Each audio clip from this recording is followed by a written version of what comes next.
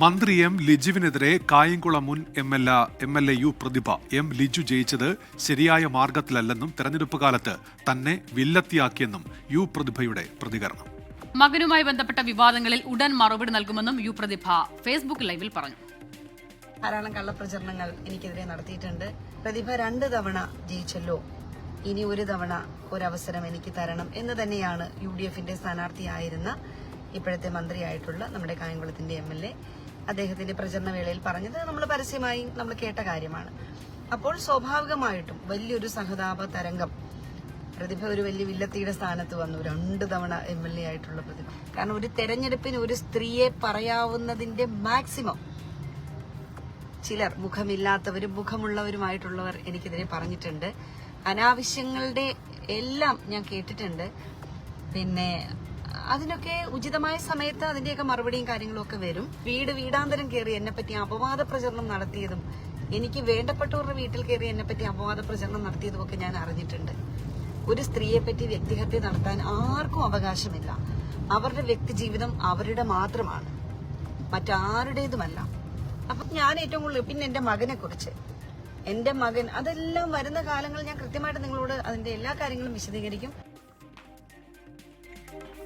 അശ്വിൻ പാലാഴി വിവരങ്ങൾ നൽകാൻ എത്തിയിരിക്കുകയാണ്. അശ്വിൻ, എം ലിജു മന്ത്രിയായി സത്യപ്രതിജ്ഞ ചെയ്ത അതേ ദിവസമാണ് യു പ്രതിഭയുടെ ഫേസ്ബുക്ക് ലൈവ് എന്ന പ്രത്യേകത കൂടി ഉണ്ട്. അന്നുണ്ടായതൊക്കെ എല്ലാവരും കണ്ടതാണ്. എന്തുകൊണ്ടാണ് ഇപ്പോഴൊരു പ്രതികരണം?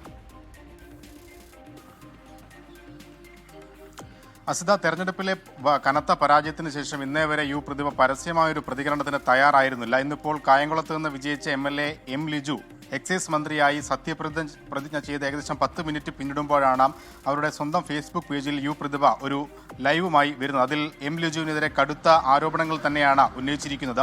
തെരഞ്ഞെടുപ്പ് കാലത്ത് തന്നെ വില്ലത്തിയാക്കിയെന്നും വീടാന്തരം കയറിയിറങ്ങി തനിക്കെതിരെ പ്രചരണം നടത്തിയെന്നുമാണ് ആരോപണം ഉന്നയിക്കുന്നത്. ഒപ്പം UDFന്റെ പ്രവർത്തകരടക്കം ഇത്തരത്തിൽ തനിക്കെതിരെ അപവാദ പ്രചരണങ്ങൾ നടത്തി.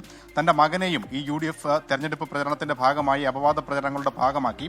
മകനുമായി ബന്ധപ്പെട്ട വിവാദങ്ങളിൽ ഉടൻ കൃത്യമായ മറുപടി നൽകും എന്ന് പറയുന്നു. ഒപ്പം ലിജുവിന്റെ ജയം അത് ശരിയായ രീതിയിലുള്ള ജയമല്ലെന്നും ലിജു കരഞ്ഞു വോട്ട് വാങ്ങിയാണ് വിജയിച്ചതെന്നും ഒരു സഹതാപ തരംഗം അതിലൂടെ ഉണ്ടാക്കാൻ കഴിഞ്ഞു എന്നുമാണ് യു പ്രതിഭയുടെ ആരോപണം.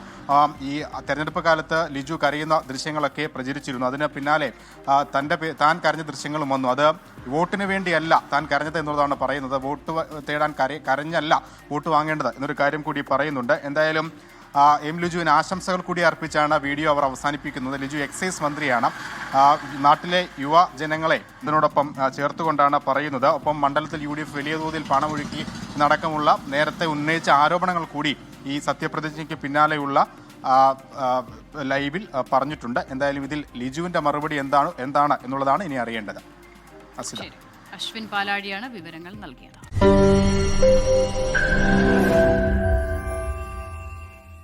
ലോകത്തെവിടെയായാലും ഏത് സമയത്തും 24 വാർത്തകളും ഓഗ്മെന്റഡ് റിയാലിറ്റി പാക്കേജുകളും എക്സ്പ്ലെയിനറുകളും വിശദമായി കാണാൻ ഞങ്ങളുടെ YouTube ചാനൽ നിങ്ങൾക്ക് സബ്സ്ക്രൈബ് ചെയ്യാം.